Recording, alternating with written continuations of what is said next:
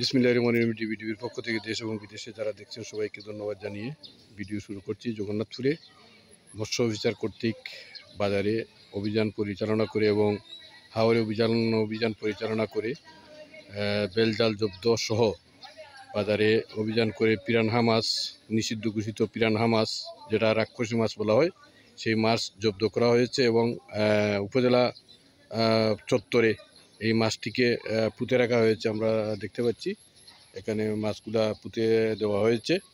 সুতরাং এর পরিপ্রেক্ষিতে নবনিযুক্ত আমাদের মৎস্য কর্মকর্তা মহোদয় জনাব আলামিন সাহেব দেশবাসীর প্রতি বা জগন্নাথপুরবাসীর প্রতি কিছু বলবেন।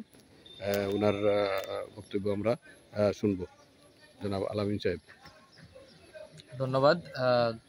আমাদের দেশীয় প্রজাতির জন্য এক প্রকার হুমকির সম্মুখীন হচ্ছে এই পিরানহা এবং আফ্রিকান মাগুর। সেই পরিপ্রেক্ষিতে বাংলাদেশ সরকার 2008 সালে পিরানহা মাছকে এবং 2014 সালে আফ্রিকান মাগুরকে নিষিদ্ধ ঘোষণা করে। এই মাছ এত পরিমাণ রাক্ষসে, এটা মাছ যদি আমাদের দেশীয় মাছের সংস্পর্শে চলে আসে এবং আমাদের নদী নালা খাল বিলে যদি এই মাছ কোনোভাবে মিশে যায়, তাহলে এই মাছ আমাদের দেশীয় যে 260 প্রজাতি, এগুলো অনেক প্রজাতি এক্সটিংক্ট, এক ধরনের বিলুপ্ত হয়ে যেতে পারে। তাই এই জন্য 2017 সালে একটা আইনের খসড়া করা হয়। 1985 সালে আমাদের একটা ফিশ প্রোটেকশন এবং কনজারভেশন অ্যাক্টকে খসড়া করে একটা আইন করা হয় এবং 2018 সালে সেই আইনটা গেজেট আকারে প্রকাশ করা হয়। এখানে বলা হয়েছে যে আফ্রিকান মাগুর এবং পিরানহা জাতীয় এই সকল রাক্ষসে মাছকে এগুলোর পোনা সরবরাহ থেকে শুরু করে এগুলো বাজারজাতকরণ থেকে শুরু করে চাষাবাদ সম্পূর্ণ নিষিদ্ধ করা হয়েছে।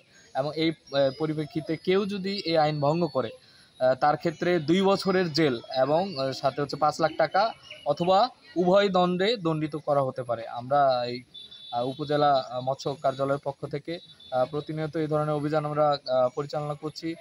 হাওরের ক্ষেত্রে আমাদের নিষিদ্ধ যে জাল আছে, বের জাল, রিং জাল, চায়না দুয়ারি জাল, এই ধরনের যে নিষিদ্ধ জালগুলো আমরা সিজ করার চেষ্টা করতেছি এবং প্রতিনিয়ত বাজার মনিটরিং করতেছি, যাতে কোনোভাবেই মাছের পোনা এবং যে আমাদের নিষিদ্ধ যে মাছগুলো আছে আফ্রিকান মাগুর এবং পিরানহা, যাতে কেউ বাজারজাত না করতে পারে, সেই দিকে আমাদের উপজেলা মৎস্য কার্যালয় সতর্ক অবস্থানে আছে।